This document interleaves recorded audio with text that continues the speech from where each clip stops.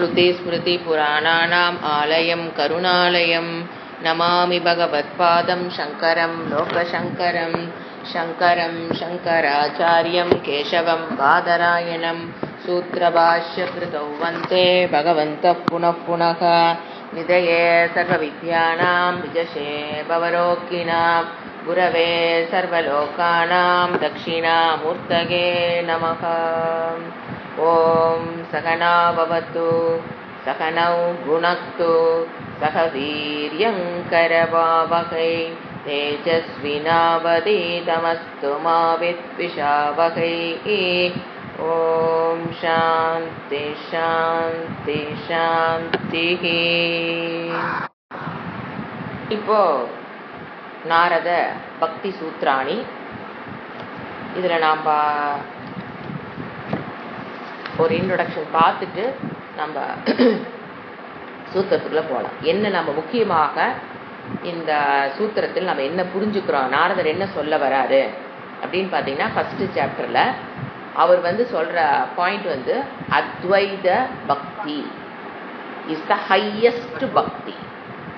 அவர் சொல்கிற கருத்து இந்த ஃபஸ்ட்டு சாப்டரில் பார்த்தீங்கன்னா, அத்வைத பக்தி இஸ் த ஹையஸ்ட் பக்தி. அதை நாம் பரா பக்தின்னு சொல்லலாம், என்ன வேறு வேறு போட்டுக்கலாம், அவரோட மீனிங் அதுதான் ஹையஸ்ட் பக்தி.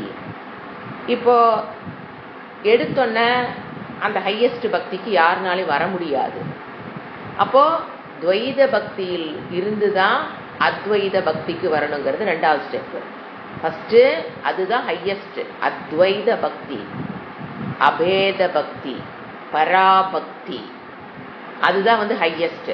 ஆனால் ஒரு மனிதன் எடுத்தொன்ன அந்த பக்திக்கு வர முடியாது. அப்போ எங்கிருந்து ஆரம்பிக்கணவன்? துவைத பக்தியில் இருந்து தான் அவன் அத்வைத பக்திக்கு வரணும். நீங்கள் துவைத பக்தியிலேயே இருக்கிறதுங்கிறது இட்ஸ் நாட் கம்ப்ளீட். துவைத பக்தியிலேயே நான் இருக்கிறேன் ஆயுசு வரைக்கும் அப்படிங்கிறது முழுமையான பக்தி கிடையாது. It is not complete. அடுத்தது, அந்த துவைத பக்தி இல்லாமல் அத்வைத பக்திக்கு வர முடியாது. இந்த கருத்தை தான் அவர் எம்பசைஸ் பண்றாரு ஃபர்ஸ்ட் சாப்டர்ல. ஃபர்ஸ்ட் அபேத பக்தி, அத்வைத பக்தி இஸ் த ஹையஸ்ட் பக்தி. ரெண்டாவது பராபர பக்தி, எது வேணா போட்டுக்கலாம். அதுக்கு அடுத்தது துவைத பக்தியில ஆரம்பிச்சு அத்வைத பக்திக்கு வரணும். துவைத பக்தியோட நிக்கிறதுங்கிறது இன்கம்ப்ளீட். அத்வைத பக்திக்கு வரணும்னா துவைத பக்தியை விட்டுட்டு வர முடியும். இப்ப துவைத பக்தினா என்ன? கர்மயோகம். விதிப்படி இறைவன் எப்படி பக்தி செலுத்தணும்னு சொல்றாரோ முறைப்படி ஒரு பூஜை, புனஸ்காரம், சாண்டிங்கு, பாராயணம், இறைவன் எப்படி வகுத்து கொடுத்திருக்கிறாரோ அதையெல்லாம் எப்படி நம்ம பண்றோம். ஏன் அது துவைத பக்தின்னு சொல்றோம்? அப்ப கர்மயோகம் பண்றீங்க, நான் வேறு இறைவன் வேறு, அதுதான் துவைதம். அப்போ நான் இறைவனுக்கு கர்மத்தை சமர்ப்பணம் பண்ணுறேன். அப்படி துவைதம் இருக்கும்போது தான் நீங்கள் கர்மயோகமே பண்ண முடியும். உபாசனா, நான் இந்த தேவதை இஷ்ட தேவதை எடுத்து வச்சு நான் மெடிடேஷன் பண்ணுறேன் அப்படிங்கும்போது நான் வேறு இறைவன் வேறுங்கிற பாவனை தான் அது தேவை. கர்மயோகம் உபாசனை இல்லாமல் எங்கே வர முடியாது? அத்வைத பக்தி. அத்வைத பக்தி என்ன? அத்வைத ஞானம் ஏவ அத்வைத பக்தி. It's a very important thing to understand. Advaita Jnanam is equal to Advaita Bhakti. அந்த அத்வைத ஞானத்தை பெறணும் அப்படின்னா ஃபர்ஸ்ட் எங்க வரோம்? துவைத பக்திக்குள்ள வரோம். கர்மயோகம், உபாசனா, அதுக்கப்புறம் தான் எங்க வரோம்? அத்வைத பக்தி. இதை கிளியரா புரிஞ்சுக்கணும். இந்த இன்ட்ரோடக்ஷன் அடிக்கடி ஞாபகப்படுத்திட்டு அப்புறம் தான் எங்க போறோம்? இப்ப துவைத பக்தியில நம்ம எத்தனை விதமான பக்தி பார்த்தோம்? Informal, formal. இப்ப நம்ம வேதத்துக்குள்ள வராத வரைக்கும், இறைவனோட வாக்க கேட்கறதுக்கு முன்னால வரைக்கும் எங்கதான் இருப்போம்? இன்ஃபார்மல் பக்தி. எனக்கு எப்படி தோணுதோ அப்படி ஒரு வழிபாடு, அதுக்கு இன்ஃபார்மல் பக்தி. அப்புறம் அங்கிருந்து எங்க வர்றோம்? வேதாந்தத்துக்குள்ள வந்ததுக்கு அப்புறம் தான் நமக்கு என்ன தெரியுது? முறைப்படி இறைவனை எப்படி வழிபடு, இறைவனா தேவதைகளை எப்படி வழிபடுவது, எப்படி சாண்ட் பண்றது, எப்படி பூஜை பண்றது, என்னென்ன காலகட்டத்தில் இப்ப ராமநவமி வந்ததா அதை எப்படி வழிபடுதல், எப்படி சங்கல்ப வைக்கிறது, இறைவன் எப்படி கேட்கறது, எல்லாமே ஃபார்மல் உருவாக்கி கொடுத்துட்டாரு இறைவன். அவர் உருவாக்கி கொடுத்த சிஸ்டம் எதுக்கு? எப்படி எந்த மாதிரி உருவாக்கி கொடுத்தால், பக்தியை எந்த மாதிரி மெருகேற்றினால் அவங்க வந்து ஞானத்துக்கு வருவாங்களோ மோட்சத்தை பெறுவார்களோ அதற்குண்டான மாதிரி அவர் உருவாக்கி கொடுத்துருக்காரு. யாரு? ஃபார்மல் பக்தியை அவர் உருவாக்கி கொடுத்துருக்காரு. அப்ப அதுக்குள்ள வந்து அந்த கரண சுத்தி எது? இப்ப நீங்க துவைத பக்தியின் மூலியமாக கர்மயோகம் உபாசனை எல்லாம் முடிக்கிறீங்க அப்படின்னா you will be qualified enough to study சாஸ்திரம். அதுக்கு இறைவன் நம்மளை ரெடிபடுத்துறாரு. அதுக்காக ஒரு முறை எதை வச்சு அவர் எதை பேஸ் வச்சு ஒரு முறை உருவாக்குனாரு? நீங்க சிரவணம் மனன நிதித்தியாசனத்துக்குள்ள வரணும்னா எப்படி உங்களை செம்மைப்படுத்தினால், எப்படி நீங்க மனதை ஒழுங்குபடுத்தினால், எந்த முறையில் நீங்க பக்தி செலுத்தினா சிரவணத்துக்குள்ள வருவீங்களோ அதை முறைப்படுத்தி இறைவன் கொடுத்திருக்கிறார். அதுதான் துவைத பக்தி, ஃபார்மல். அதுக்கு முன்னால் இருக்கிறது இன்ஃபார்மல். அப்புறம் நீங்க எங்க வர்றீங்க? குவாலிஃபிகேஷன் ஆனதுக்கு அப்புறம் எங்க வர்றோம்? ஸ்ரவணம் மனனம் நிதித்தியாசனம், அப்புறம் ஞானம், ஆத்மாவை பற்றிய ஞானம், பிரம்மாத்ம ஞானம், அதன் மூலியமாக மோட்சம். இப்படி இதுதான் கிரமம் இறைவன் உருவாக்கி கொடுத்திருக்கார். இந்த இன்ட்ரடக்ஷனோட நம்ம எங்க போறோம்? இப்ப நம்ம பார்க்க வேண்டியது 7வது சூத்திரம் படிக்கிறேன். இதுக்கு முன்னால் இருக்கிற சூத்திரத்தோட நீங்க ரிவைஸ் பண்ணணும்னு நினைச்சீங்கன்னா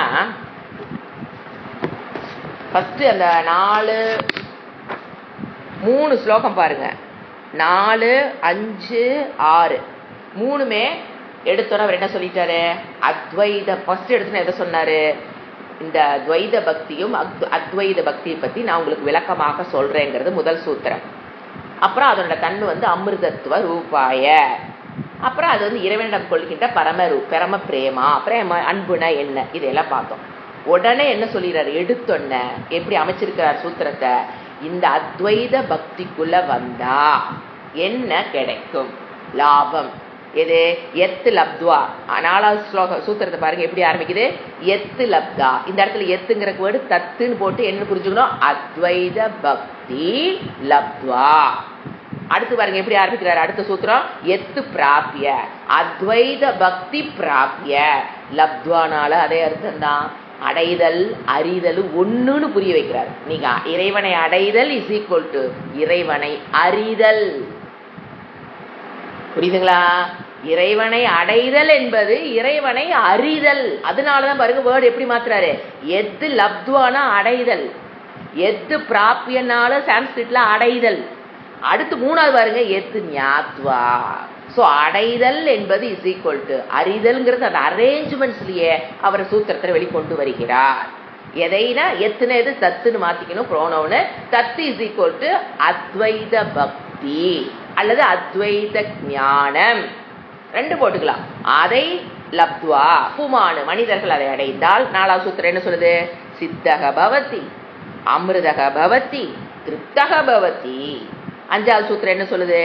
எத் பிராபிய, அந்த தத்து அத்வைத பக்தி பிராப்திய ந கிஞ்சித் வாஞ்சதி, ந கிஞ்சித் சோச்சதி, ந கிஞ்சித் துவேஷ்டி, ந கிஞ்சித் ரமதே, ந கிஞ்சித் உத்சாகி. இது வந்து 5வது. அடுத்து என்ன சொன்னாரு? எத் ஞாத்வா, அந்த அத்வைத பக்தியை அறிந்தா. அடைதல் இஸ் ஈக்குவல் டு என்னன்றாரு? அறிதல். அப்ப ஞாத்வா என்ன பலன்? மத்தக பவதி, ஸ்தப்தக பவதி, ஆத்மராமக பவதி. இப்ப இந்த சூத்திரத்தை படிக்கும் போதே நமக்கு என்ன தெரியுது? இந்த 3 அத்வைத பக்தி அல்லது அத்வைத ஞானத்தினுடைய பலன். இப்ப அடுத்து நாம் படிக்க வேண்டியது 7வது மந்திரம் படிக்கிறேன். இதோட அது முடிஞ்சது, பலன் முடிஞ்சிருச்சு. சா ந காமயமானா நிரோத ரூபத்வாத், சா ந காமயமானா நிரோத ரூபத்வாத். இப்ப சா நான் தான் சொன்னேன், எடுத்தோன்னு ஒரு ப்ரோனவுன் போட்டா அது என்னன்னு கண்டுபிடிக்கிறது பெரிய விஷயம். ஏன்னா இப்ப சானா சாங்கிறது பெண்பால், பக்திங்கிற வேர்டு பெண்பால். அதனால சாங்கிறது எதை கூட போறோம்? அத்வைத பக்தி. ஏன் இந்த சாப்டர் அவர் எதை பத்தி பேசுறாரு? அத்வைத பக்தியினுடைய மகிமை. அப்போ சாங்கிறது எதை, சாங்கிற ப்ரோனுக்கு என்ன மீனிங் நம்ம கொடுக்குறோம்? கான்டெக்ஸ்ட் வச்சு இதுக்கு முன்னால அத்வைத பக்தி பிராப்திய அத்வைத பக்தி லப்துவா, அத்வைத பக்தி நாத்துவான்னு சொன்னதுனால இப்ப சாங்கிற வேர்டுக்கு என்ன கனெக்ட் பண்றோம்? அத்வைத பக்தி. அல்லது ஞானி பக்தி அப்படி எடுத்துக்கலாம். அத்வைத பக்தி, ஞானி, அஞானியுடைய பக்தி. இந்த இடத்துல என்ன வேர்டு எடுத்துக்கிறோம்? ஞானி பக்தி. எப்படிப்பட்டது? அத்வைத பக்தினாலுங்க அத்வைத ஞானம்னாலும் ஞானினாலும் ஒண்ணுதான். அப்போ ஞானியினோட பக்தி இந்த இடத்துல எதை சொல்றாரு? அந்த ஞானியுடைய பக்தி. தட் இஸ் ஈக்குவல் டு அத்வைத பக்தி. தட் இஸ் ஈக்குவல் டு அத்வைத ஞானம். இந்த இடம் கரெக்டா புரிஞ்சாதான் இந்த ஸ்தோத்திரத்துக்குள்ள போக முடியும். எப்படி புரிஞ்சுக்கணும்? ஞானி இஸ் ஈக்குவல் டு அத்வைத பக்தி இஸ் ஈக்குவல் டு அத்வைத ஞானம். புரிஞ்சுங்களா? அப்ப ஞானி இஸ் ஈக்குவல் டு இங்க என்ன புரிஞ்சுக்கிறாரு? ஞானி சா அந்த பக்தி, அத்வைத பக்தி. ஏன்னா ஞானிங்கிறது போட முடியாது, அது நியூட்ரல். அதனால நம்ம என்ன போட்டுக்கிறோம்? அத்வைத பக்தி தான் ஃபெமினைன். அப்ப பக்தி ந காமயமான. காமயமான அப்படின்னு பாத்தீங்கன்னா ஆசை வடிவம் கொண்டது அல்ல. சமஸ்கிருத்துல நாட், நோன்னு அர்த்தம். காமம்னு என்ன? ஆசை. காமயமானா ஆசை வடிவமான, காமத்தை போன்றது அல்ல. அந்த பக்தினா எந்த பக்தி? அத்வைத பக்தி, பிராக்கெட்ல ஞானி பக்தி. அத்வைத ஞானம் என்பது அதை பத்தி சொல்றார். ந காமய மானா, அது காமத்தை போன்றது அல்ல. there is a lot of difference between a காமம் and பக்தி. ஏன்னா காமம்னாலும் desire for something இல்லைங்களா? ஒண்ணு மேல ஆசைப்படுறதுக்கு பேர் தானே காமம். பக்தினால என்னதான் சொல்றோம்? லவ் அண்ட் அஃபெக்ஷன் டுவர்ட்ஸ் பகவான். சோ ரெண்டுக்கு வித்தியாசம் இருக்கு. இறைவன் மீது கொள்கின்ற அன்புக்கும் நீங்க இந்த பொருள்கள் மீது கொள்கின்ற அன்புக்கும், உறவுகள் மீது, பொருள்கள் மீது, இந்த உலகத்தில் இருக்கிற வஸ்துக்கள் மீது, அனுபவங்கள் மீது நமக்கு ஒரு லவ் அண்ட் அஃபெக்ஷன் வருதுன்னா தட் இஸ் டிஃபரெண்ட்ங்கிறார். நீ ஆசைப்பட்டு ஒரு பொருளை விரும்புறதுங்கிறதுல இருந்து வேறுபட்டது அத்வைத பக்தி. அதை போன்றது அல்ல. எப்படி நான் இந்த ஐஸ்கிரீமை விரும்பணும், அதே மாதிரி கடவுளை விரும்புறதுக்கு வித்தியாசம் இருக்கு. ஐஸ்கிரீமே நம்ம விரும்புறோம், கடவுளை விரும்புற. என்ன வித்தியாசம்? ஏன்னா குழந்தைகளுக்கு இதுதான் பெரிய பிரச்சனை, புரிய வைக்க முடியறது இந்த ரொம்ப கஷ்டம். ஆமா, ஐஸ்கிரீம் எனக்கு பிடிக்குது, பிடிக்கல. கடவுள் எனக்கு பிடிக்கல. அது அந்த கேட்டகரியை கொண்டாந்துறாங்க. அதுல இருந்து மாறுபட்டது ச காமயமான, அதை போல் ஆசை வடிவமான காமத்தை போன்றது அல்ல. எப்படி? அத்வைத பக்தி, பக்தி என்பது இந்திரிய சுகத்தின் மூலியமாக வருகிற ஆசையை நிறைவேறுவதை ஆசைப்படுவது, அது நிறைவேறை போன்றது அல்ல. அப்புறம் எப்படிங்க? அதுக்கு என்னதான் நம்ம அதை என்ன ரூபம்? எனக்கு தெரிஞ்சது ஆசைப்படுறதுன்னா ஒரு நபர் ஆசைப்பட தெரியுது, ஒரு பொருள் ஆசைப்பட தெரியுது, ஒரு அனுபவம் வேணும்னு தோணுது, ஆசைப்பட தோணுது, ஆசைப்படுது, வேணும்னு தோணுது. இது அப்ப எப்படி? ஒரே வேர்டு, நிரோத ரூபத்வாத். எப்படி? நிவிருத்தி ரூபம். நிரோதம்ங்கிற வேர்டு இப்ப நம்ம பார்க்கணும். நிரோதம் அப்படிங்கறதுக்கு சமஸ்கிருதத்துல வந்தீங்கன்னா நிவிருத்தின்னு வேறு. நிவிருத்தி அப்படின்னா விடுதல்னு அர்த்தம். நியாசம், தியாகம், விடுதல், ரூபத்தை உடையது. அவ்வளவுதான் இதுக்கு மீனிங். இது கேட்டா அடுத்த சூத்திரத்துல அந்த நிரோதம்னு சொன்னதனுடைய விளக்கத்தை அடுத்த சூத்திரத்துல கொடுக்கிறார். இப்ப நம்ம என்னன்னு புரிஞ்சுக்கிறோம்? இறைவன் மீது கொண்ட அத்வைத பக்திங்க. அண்டர்லைன் பண்ணிக்கிட்டே வரணும். நாம வைக்கிற சும்மா பக்தியில அத்வைத பக்தினா என்னன்னு ரூபம் கொடுக்கிறாரு. அத்வைத பக்தி என்பது நிரோத ரூபத்வாத், நிவிருத்தி ரூபத்வாத், சந்நியாச ரூபத்வாத், ஞாச ரூபத்வாத், வைராகிய ரூபத்வாத். அப்படி புரிஞ்சுக்கணும். நிரோதத்துங்கிற என்ன அடுத்து விளக்க போறாரு. இந்த இடத்துல நிவிருத்தி ரூபம். நிவிருத்தினா தியாகம், இடுதல், ஞாசம், சம்யக்கு ஞாச ரூபம். இதெல்லாம் எதை குறிக்குது? சம்யக வித்வத் சந்நியாசி. அதை புரிஞ்சுக்கணும். இப்ப சந்நியாசம்னு விடுதல் அப்படின்னு உடனே கர்மத்தை விட்டுட்டு சும்மா உட்கார்ந்து இருக்கிறதா? வித்வத் சந்நியாச ரூபம். எது? இறைவன் மீது நீங்க கொள்கின்ற அத்வைத பக்தி என்பது வித்வத் சந்நியாச ரூபம். இப்ப என்ன தெரியணும்? வித்வத் சந்நியாசம் என்ன தெரியணும்? நிவிருத்தினா என்ன தெரியணும்? இப்ப வித்வத் சந்நியாசம், ஏன்னா சந்நியாசம்ட்டாரு. சந்நியாசம்னா அப்ப கர்மத்தை விட்டுட்டு போய் நமக்கு தெரிஞ்ச சந்நியாசம் அல்ல, கர்மத்தை விடுதலா? அப்ப டோட்டலா கர்மத்தை விட்டுறதா? குழப்பம் வருது. அப்பதான் உடனே அடுத்த வேர்டு என்ன ரீப்ளேஸ் பண்றாரு? வித்வத் சந்நியாச ரூபம். வித்வத் சந்நியாசின் என்ன? ஆத்மா அகர்த்தா இது ஞானம், அவ்வளவுதான். நான் ஆத்மா அகர்த்த ரூபம், அது எந்த ஒரு கர்மத்தையும் செய்வதில்லைங்கிற அந்த ஞானம் தான் சந்நியாசனு ரூபம் நிவிருத்தி ரூபம் நிரோதத்வாத். நிரோதத்வாத்துங்கிறது பஞ்சமி, அதிலிருந்து கிடைப்பதுதான் என்ன பக்தி? அத்வைத பக்தி. அந்த கனெக்ட் பண்ணிக்கணும். இந்த நிரோத ரூபத்தின் மூலியமாக சந்நியாச வித்வத் சந்நியாசம். வித்வத்னு என்னங்க? ஞானத்தை பெற்றதற்கு பிறகு மனதில் என்ன தெரியுது நமக்கு? ஆத்மா அக்கர்த்தான்னு தெரிஞ்சுக்கிற ஞானம் தான் வித்வத் சந்நியாசம். இந்த ஆத்மா அக்கர்த்தான்னு தெரிஞ்சுக்கிறவங்க கிரகஸ்தாசிரமத்தில் இருக்கலாம், சந்நியாசாசிரமத்தில் இருக்கலாம், பிரம்மச்சரியாசிரமத்தில் இருக்கலாம், வானப்பிரஸ்தாசிரமத்தில் இருக்கலாம். டோன்ட் கன்ஃபியூஸ் வித் ஆசிரமம். ஏன்னா நமக்கு சந்நியாசம் ஆசிரமம் ஞாபகம் வரும், அது அல்ல. வித்வத் சந்நியாச, அதாவது வித்வத் சந்நியாசம்னா ஆத்மா அகர்த்தா இதி ஞானத்தை பெற்றால் நான் ஆறு வித்வத் சந்நியாசி. You can proclaim that I am சந்நியாசி. பட் கேட்கறவங்களுக்கு புரியாது, அது வேற விஷயம். நான் சன்னியாசின்னா பயந்துருவாங்க.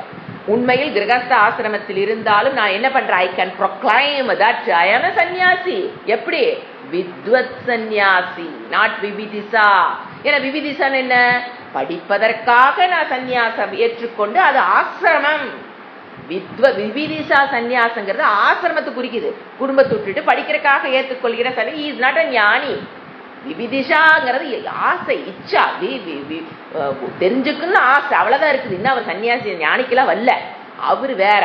வித்வத்துங்கிறது ஆத்மா அக்கர்த்தான்னு நான் தெரிஞ்சுக்கிட்டேன்னா I can proclaim my self as I am வித்வத் சன்னியாசி. யூ கேன் பி எனி ஆசிரமா, you can be a male or female, எது வேணா வச்சுக்கலாம், எப்படி வேணா இருக்கலாம். You can proclaim I am a வித்வத் சன்னியாசி. அதத்தான் இங்க சொல்றாரு நிரோத ரூபத்வா. ஏன்னா நிரோதம்னா நிவிருத்தி, நிவிருத்தினா கர்மத்தை விடுதல். அப்படி மீனிங் எடுத்துட்டே போங்க. நிரோதம்னா நிவிருத்தி, நிவிருத்தினா கர்மத்தை விடுதல். ஏன்னா பிரவருத்தினா கர்மத்தை செய்யறது, நிவிருத்தினா கர்மத்தை விடுறது. அப்ப எல்லா கர்மத்தையும் விட்டுட்டு சும்மா உட்கார்ந்து இருக்கிறது அல்ல. ஆத்மா எந்த ஒரு கர்மத்தையும் செய்வதில்லை, ஆத்மா கர்த்தாங்கிற ஞானம் தான் வித்வத் சந்நியாசம். அது அவர் என்ன சொல்றாரு? சா. இப்ப அந்த சூத்திரம் முடியுது. சா சான என்ன புரிஞ்சுக்கணும்? விவிதி அத்வைத பக்தி, அத்வைத ஞானம், ஞானி பக்தி இஸ் ந காமயமான. இட் இஸ் நாட் லைக் இந்திரிய விஷயங்களை பெறுகிற போது கிடைக்கிற சுகம் மாதிரி அது அல்ல. இட் இஸ் நாட் காமம், இட் இஸ் வித்வத் சந்நியாச ரூபம். ஞானியோட பக்திங்கிறது எதனால் அவருக்கு அந்த பக்தி? வித்வத் சந்நியாச. அப்ப அந்த பஞ்சமி போடும்போது எப்படி புரிஞ்சுக்கலாம்? அவருடைய பக்தி எப்படிப்பட்டது? அது காமத்தை அழிக்கும். மீனிங் கம்ப்ளீட் பண்ணிக்கலாம். அப்ப சூத்திரத்துடைய கம்ப்ளீட் மீனிங் நிரோதத்துவாத்துக்கு தமிழ் மீனிங் நான் கொடுக்குறேன். அது என்னது? அத்வைத பக்தி, அத்வைத ஞானம் காமத்தை அழிக்கும். நிரோதம் என்னது? அழிக்கும், வடிவம் கொண்டது. இப்ப இந்த சூத்திரத்தோட தமிழ் மீனிங் என்ன? அந்த பக்தி. அந்த பக்திங் போது நீங்க நோட்ல எழுதி வச்சுக்கணும். திருப்பி ரீகலெக்ட் பண்ணும்போது என்னங்கிற கனெக்ட் ஆகாது. இப்ப புரியும் நல்லா. ஏன்னா சூத்திரங்கள் என்ன சொல்ல, அல்பாட்சரம் சொல்லுவோம். எப்பவுமே சூத்திரத்துக்கு இன்னொரு வேர்டு, அதை எக்ஸ்பிளைன் பண்ணும்போது அல்பாட்சரம், அல்ப அக்ஷரம். கொஞ்சமான வார்த்தைகளை வேர்ட்ஸை போட்டு லெட்டர்ஸ், அக்ஷரம்னா லெட்டர்ஸ், எவ்வளவு கம்மியான எழுத்துக்களை பயன்படுத்தி எழுத முடியுமோ அந்த மாதிரி எழுதுற ஸ்டைலுக்கு பேர் தான் சூத்திரம்னே பேர். அப்போ அந்த அர்த்தங்கள் ஒரு வேர்டு நிறைய. இப்ப பாருங்க, சாங்கிற வேர்டு எத்தனை மீனிங் கொண்டு வருது, அது பேர் தாங்க சூத்திரம்னு பேர். இது நீங்க இண்டிவிஜுவலா படிச்சா ஒன்னும் புரியாது. ஒரு குரு முக்கேன உட்கார்ந்து அந்த சாங்கிற வேர்டு எப்படி பாக்குறோம்? சாங்கிறது ஃபெமினைன்னு தெரியணும். அது பக்திங்கிற வேர்டு ரீப்ளேஸ் பண்ணுது, அதனால ஃபெமினைன்னு. அது அத்வைத பக்தியை குறிக்குது, நான் துவைத பக்தியை குறிக்கல. ஏன் இதுக்கு முன்னால சொன்னதல்ல அத்வைத பக்தி, அதனால இங்க சொல்றது அத்வைத பக்தி. அது ஞானி பக்தி, அது அத்வைத ஞானம் அப்படிங்கிறது இந்த சாங்கிற வேர்டு. அப்போ இப்ப என்ன டோட்டல் மீனிங் வருது? அந்த பக்தியானது ஆசை வடிவமான காமத்தை போன்றது அல்ல. காமயமானா அப்புறம் எப்படித்தான் இருக்குது? அந்த பக்தி காமத்தை அழிக்கும். எது? அத்வைத பக்தி, அத்வைத ஞானம் என்ன பண்ணும்? காமத்தை அழிக்கும் வடிவம் கொண்டது. ரூபத்துவாத்திரம் அந்த தன்மையுடையது, வடிவம் கொண்டது இவங்க எழுதியிருக்காங்க. இப்படி வேணா போட்டுக்கலாம். புரிஞ்சுங்களா? இதுதான் என்ன இப்ப இந்த சூத்திரம் முடியுது. அப்போ இங்கிலீஷ்ல சொன்னீங்கன்னா காமயமானனா, ஏன்னா அது நான் டிமாண்டிங். இது ஈஸியா கொஞ்சம் ஈஸியா புரியறதுனால இங்கிலீஷ்ல மீன் பண்ணிக்கலாம். நான் டிமாண்டிங் லவ். காமயமான என்ன எழுதிக்கலாம்? நான் demanding love, unconditional love, unpolluted love. எப்படி வேணா நீங்க அதை ரீப்ளேஸ் பண்ணிக்கலாம்.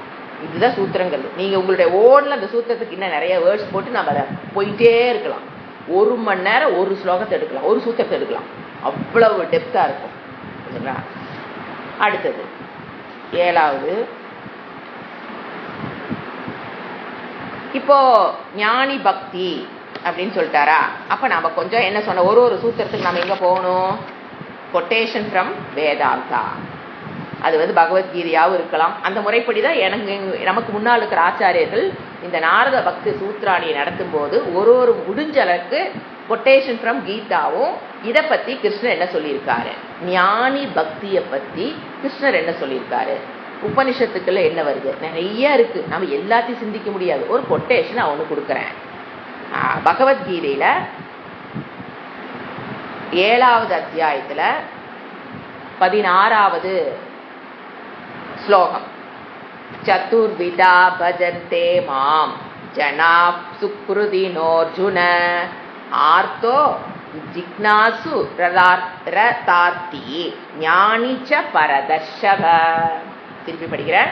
சதுர்விதா பஜந்தே மாம் ஜனா சுக்ருதினோர்ஜுன ஆர்த்தோ ஜிக்னாசு அர்த்தார்த்தி ஞானிச்ச பரதர்ஷவ. 4 விதமான பக்தர்களை அங்க இறைவன் கிருஷ்ணன் சொல்றார். என்ன சொல்றாரு கிருஷ்ணரு? there are 4 types of பக்தா. எனக்கு என்ன வேர்டு வருது? ஞானி பக்தி. இதே வேர்டு அவர் பகவத் யூஸ் பண்றாரு. there are 4 types of பக்தா. ஃபர்ஸ்ட் யாரு? ஆர்த்தா. அந்த வேர்டு வருது பாருங்க, ஆர்த்தா. ஃபர்ஸ்ட் வேர்டு செகண்ட் ஸ்லோகத்துடைய செகண்ட் லைன்ல ஃபர்ஸ்ட் வேர்டு ஆர்த்தா. 4 பேர் வச்சிருவாரு அவர். இது பேர் வச்சவரு கிருஷ்ணர் அல்ல, இதுல வருது. உபனிஷத்துக்கள்ல இந்த 4 பேர் வருது. அத கிருஷ்ணர் எடுத்து எழுதுறாருன்னு புரிஞ்சுக்கணும். அப்ப உபனிஷத்துல என்னென்ன நேம் கொடுக்குறாங்க? பக்தர்களுக்கு 4 பேர். ஒன்னு ஆர்த்த பக்த, இன்னொன்னு அர்த்தார்த்தி பக்தகா, இன்னொருத்தனுக்கு பேரு ஜிக்னாசு பக்தகா, இன்னொருத்தனுக்கு பேரு ஞானி.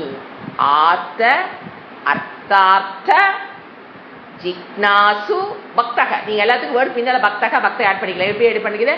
ஆர்த்த பக்தக, அர்த்தார்த்தி பக்தக, ஜிக்னாசு பக்தக, ஞானி பக்தக. இந்த வேர்டு அங்க கிருஷ்ணர் எப்படி யூஸ் பண்ணியிருக்காரு? எது? அந்த சாங்கிற வேர்டுக்கு அத்வைத பக்தி, ஞானி பக்தி நம்ம பிரிச்சு பாத்தீங்களா? எப்படி நீங்க அத்வைத பக்தி ஞானி பக்தியா போடுறீங்கன்னா கிருஷ்ணர் இதை விளக்கி இருக்காரு. இப்போ வாட் யூ மீன் பை அப்படின்னு என்ன அந்த ஸ்லோகத்துல என்ன சொல்ல வரான்னு பாத்தீங்கன்னா, சதுர்விதா 4 விதமான பக்தர்கள் இருக்கிறார்கள். ஃபர்ஸ்ட் ஆர்த்த அப்படின்னா தனக்கு கஷ்டம் வருகிற காலத்தில் மட்டும் இறைவனை நினைப்பவன். சந்தோஷம் வரும்போது அழகா மறந்துடுவாங்க. கஷ்டம் வருகின்ற காலத்தில் மட்டும் கடவுளே காப்பாத்துன்னு போய் விழுகிறது, அந்த ஆர்த்த பக்தி. அடுத்தது அர்த்தார்த்தி பக்தி. அர்த்தார்த்தி பக்தி பாத்தீங்கன்னா டிமாண்டிங். இப்போ எனக்கு நான் இதை கொடுக்குறேன், எனக்கு நீ அதை கொடுக்கணும். டிமாண்டிங் பக்தி. த்ரூஅவுட் த இயர் பக்தனா இருப்பாங்க. அவங்கள பாரு டைம் பீயிங் பக்தன். அவங்க ஃபர்ஸ்ட் குரூப் கஷ்டம் வரும்போது மட்டும்தான் இறைவனை வேண்டுவாங்க. அப்புறம் அழகா இறைவனை மறந்துட்டு வாழ்ந்துட்டு போயிட்டே இருப்பாங்க. அப்புறம் ஒரு கஷ்டம் வருதுங்கும் போது உடனே போய் இறைவனை பிடிப்பாங்க. அது விட்டதுக்கு அப்புறம் அப்படியே இப்படித்தான் இருக்கும். ஆனா இந்த அர்த்தார்த்தி பாத்தீங்கன்னா throughout the day, throughout the year சொல்லலாம், அவன் ஒரு பக்தனாக இருப்பான். வருஷம் திருப்பதி போவாங்க. Demanding what? இப்ப இருக்கிறது பாதுகாக்கப்படணும், பினான்சியல் ஸ்டேட்டஸ், இதுக்கு மேலே நான் வரணும். தட் இஸ் கால்ட் டிமாண்டிங் பக்தி. சரிங்களா? வித் சுவாமிஜி அழகா சொல்வாரு, அப்ளிகேஷன் ஃபார்ம். வித் அப்ளிகேஷன் ஃபார்மோட இறைவனை பார்க்கறது.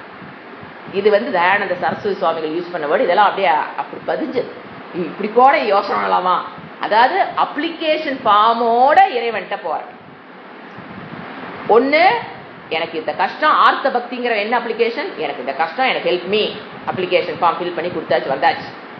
ரெண்டாவது அர்த்தார்த்தி பக்தி எங்கிட்ட இருக்கிறத, அதுக்கு தான் அவர் திருப்பதி சொல்லுவார்.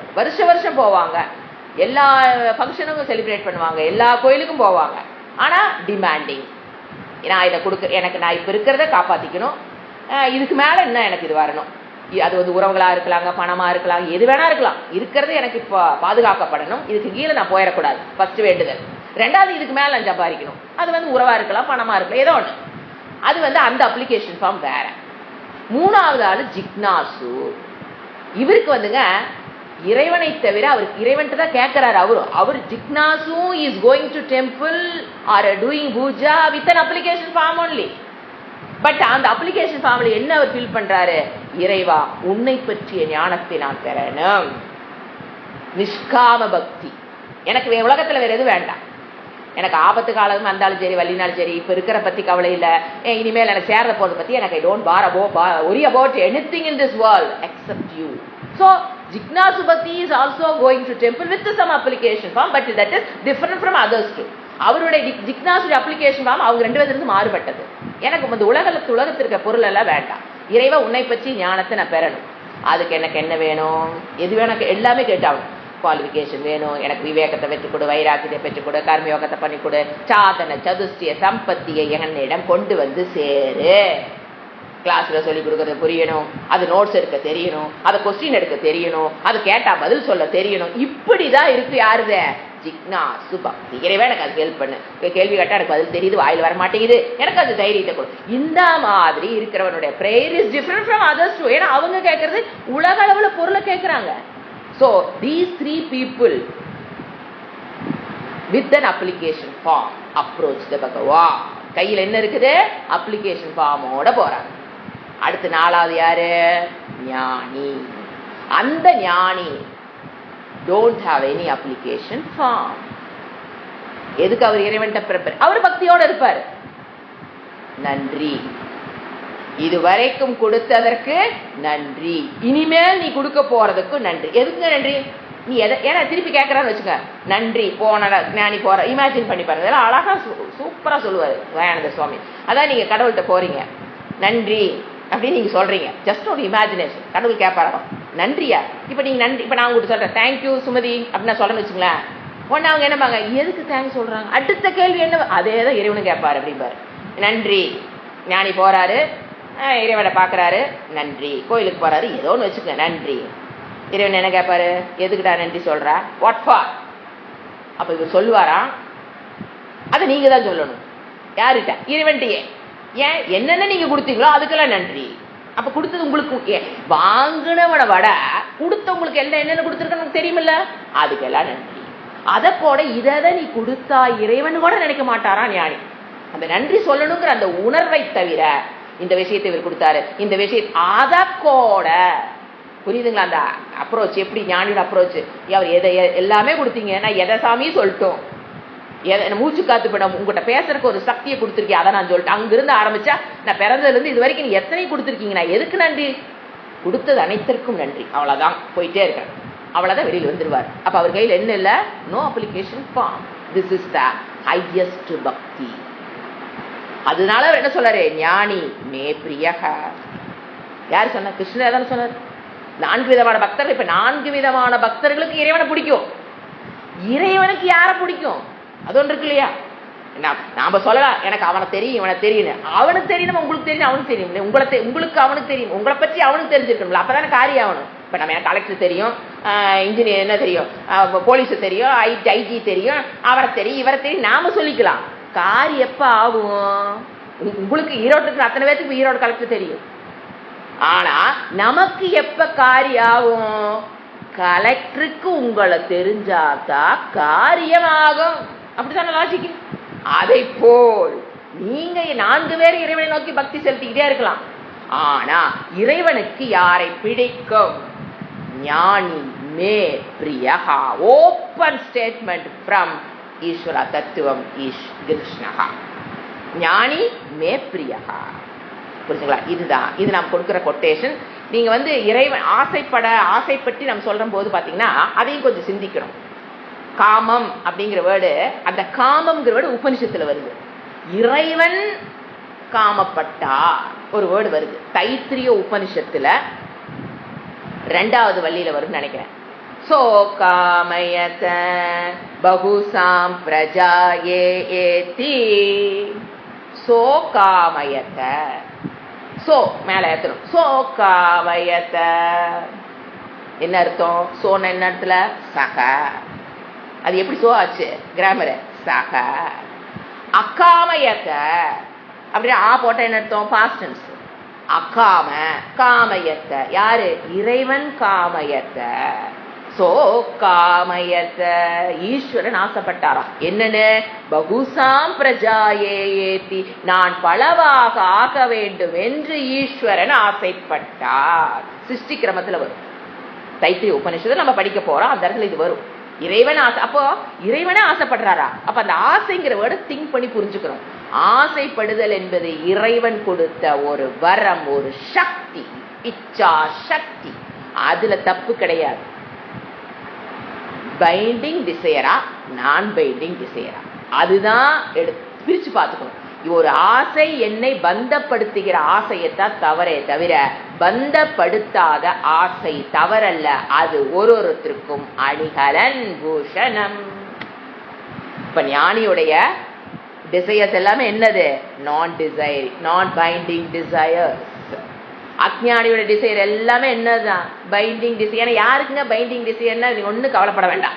ஞானியுடைய ஆசைங்கிறது நான் பைண்டிங் டிசையர், பந்தப்படுத்தாத ஆசை அவரிடம் மட்டும்தான் உருவாகும். அதனாலதான் ஈஸ்வரா சங்கல்பம், ஞானியுடைய சங்கல்பம் இஸ் ஈக்குவல் டு ஈஸ்வரா சங்கல்பம். ஏன் சொல்றோம்னா அவர்கிட்ட தோன்ற ஆசை அனைத்தும் ஈஸ்வரனுடைய ஆசை. ஞானியுடைய மனதில் தோன்றுகின்ற ஆசை எல்லாமே யாருது? ஈஸ்வரா டிசையர் அப்படின்னு ஒரு வார்த்தை சாஸ்திரம் சொல்லுது. ஏன்னு கேட்டா அங்க பைண்டிங் டிசையர் கிடையாது, பந்தப்படுத்துகிற ஆசை ஞானியிடம் கிடையாது. அதனால அதற்கு ஆசைங்கிற சக்தி அவருக்கு எப்படி இருக்குது? அவரை அலங்கரிக்கிறது, அலங்காரம் பண்ணுது. யாருடைய ஆசை? ஞானியுடைய ஆசை ஈஸ்வரனுடைய ஆசையோட சம்பந்தப்பட்டது. அதாவது அது ஈக்குவலானதுன்னு சொல்லு. இப்போ அதை தவிர, அவரை தவிர மற்றவங்க எல்லாம் யாரு? அஜ்ஞானி. அப்ப அஜ்ஞானியுடைய ஆசை சாதகனாக இருந்தாலும் இந்த ஞானத்தை பெற வரைக்கும் அவர் மனசில் தோணும். ஞானி அஜ்ஞானியா இருந்தாலும் சரி, சாதகனாக இருந்தாலும் சரி, அந்த ஆசை யாரோட ஆசையோட கம்பேர் பண்ண முடியாது? ஞானியோட ஆசையோட கம்பேர் பண்ண முடியாது. ஏன்னா இவங்க 2 பேத்துக்குள்ளே என்ன இருக்கும்? அஜ்ஞானியா இருந்தாலும் சாதகனாக இருந்தாலும் பைண்டிங் டிசையர், பந்தப்படுத்துகிற ஆசை. அதுதான் இங்க காமம்னு சொல்லப்படுது. அதைத்தான் அவர் சொன்னாரு. அந்த தைத்திரிய உபனிஷத்துல என்ன சொல்லுது? சோ காமயத்த, இறைவன் ஆசைப்பட்டாராம். என்னன்னு?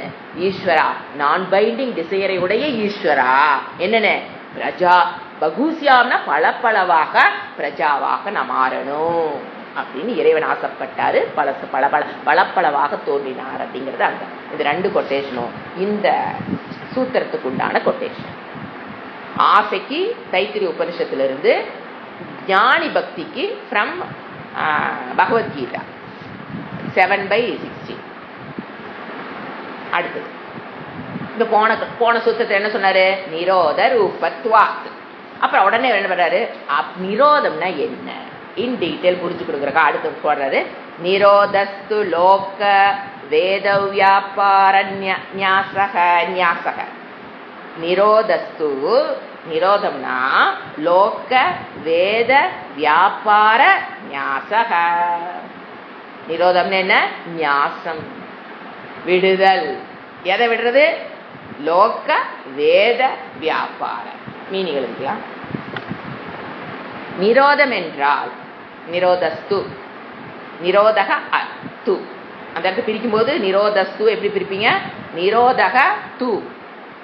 அப்ப நிரோதகம் என்றால், தூனா என்னவென்றால் அர்த்தம். அப்படின்னா அப்படின்னு தமிழ் சொல்ல மாட்டீங்களா? அது தூங்குற வார்த்தை அப்படின்னா அப்படின்னு அர்த்தம். அப்போ நிரோதம் என்றால் லோக, லோகம்னா லௌகீக, மற்றும் வேத, வேதத்தில் சொல்லப்பட்ட கர்மகாண்டம், வைதிக. லௌகீகங்கிறது பணம் சம்பாதிக்கிறது, வீடு கட்டுறது, இந்த மாதிரி விஷயங்கள் லௌகீக விஷயங்கள். வேதம்னா பஞ்சமகா யக்னங்கள் பண்றது, அதெல்லாம் வேதத்தில் சொல்லப்பட்ட விஷயங்கள். வைதிக கர்மங்களை துறப்பது அல்லது பகவானுக்கு அர்ப்பணம் செய்தல். ரெண்டுமே நிரோதகம். நீங்க பகவானுக்கு அர்ப்பணம் பண்ணினீங்கனாவே கர்மயோகம். மறந்துடக்கூடாது. பகவானுக்கு அர்ப்பணம் பண்றோம்னா என்னது? நான் வேறு, இறைவன் வேறு. நான் இறைவனுக்கு இந்த கர்மத்தை சமர்ப்பணம் பண்ணிடுறேன். இதில் வருகிற கர்ம பலனை பிரசாதமாக நான் ஏற்றுக்கொள்கிறேன். அதுதான் என்னது? பகவானுக்கு அர்ப்பணம். அப்படியும் எடுத்துக்கலாம். நிரோதகத்தை ரெண்டு விதமா எடுத்துக்கலாங்க. அப்படியும் எடுத்துக்கலாம். அல்லது என்ன எடுத்துக்கலாம்?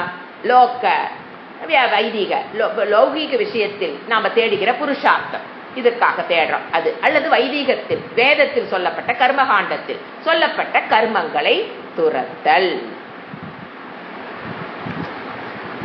ரெண்டு விதமா நம்ம இந்த நிரோதகங்கிற வேர்டு இப்ப நாம அதை பார்க்கலாம். அதை வந்து இவரு விளக்கிறது நம்ம இப்ப நாம நிரோதஸ்து. இப்போ நிரோதக அப்படிங்கிற வேர்டை இந்த சூத்திரத்தில் எக்ஸ்பிளைன் பண்றாரு. இந்த 4 பக்தி நம்ம பார்த்தோம். ஃபர்ஸ்ட் 3 பக்தி வித் அப்ளிகேஷன் ஃபார்ம், 4வது பக்தி வித்தவுட் அப்ளிகேஷன் ஃபார்ம். அந்த தெளிவோட நாம் இந்த சூத்திரத்துக்குள்ள போலாம். இப்போ இவர் இதுல என்ன சொல்றாரு? விடுதல். ஏன்னா என்ன சொல்லிட்டாரு? ஞாச. எதை விடுறது? டே டு டே லைஃப்ல இருக்கிற ஆக்டிவிட்டிஸ், வைதீக கர்மத்தில் இருக்கிற ஆக்டிவிட்டிஸை விடுதல், கர்மத்தை விடுதல் சொல்றாரு. ரொம்ப கன்ஃபியூசிங் ஆகிற இடம். கர்மத்தை விடுதல் என்றால் தட் இஸ் ஈக்குவல் டு என்ன தெரியுங்களா அர்த்தம்? காமிய கர்மத்தை விடுதல். எழுதி வச்சுக்க. ஏன்னா கர்மத்தை விடுதல்னா அப்ப எதையும் விட்டுட்டு உட்கார்ந்து இருக்கிற அர்த்தம் கன்ஃபியூஸ் ஆகிக்கூடாது. காமிய கர்மத்தை விடுதல், அதுக்கு பேர் தான் சந்நியாசம். ஞாசம் இந்த இடத்துல அர்த்தம். அதாவது பைண்டிங் டிசையரை விடுதல். நான் பைண்டிங் டிசையர்ல எந்த பிரச்சனையும் கிடையாது. எந்த கர்மத்தை விடுறது? காமிய கர்மம். சர்வ காமியத்தை கர்மத்தை விடுதல் அப்படிங்கிறது அவன் டே டு டே எல்லா வேலையும் செஞ்சுட்டு இருப்பாங்க. ஆனா கர்மத்தை விடுதல்னா என்ன நல்லா புரிஞ்சுக்குங்க.